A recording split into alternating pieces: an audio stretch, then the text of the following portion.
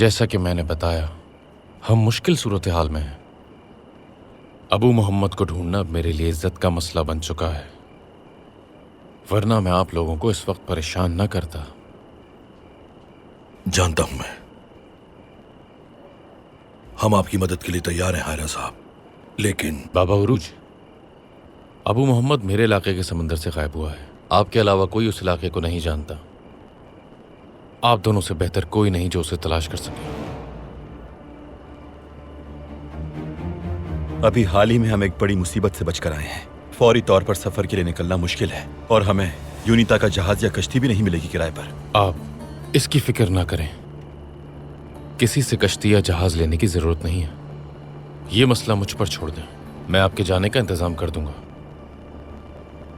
और अगर आप लोग इसमें कामयाब हो गए तो फिर आपको कभी भी किसी से जहाज नहीं लेना पड़ेगा, क्योंकि आप लोगों के पास अपना जहाज होगा।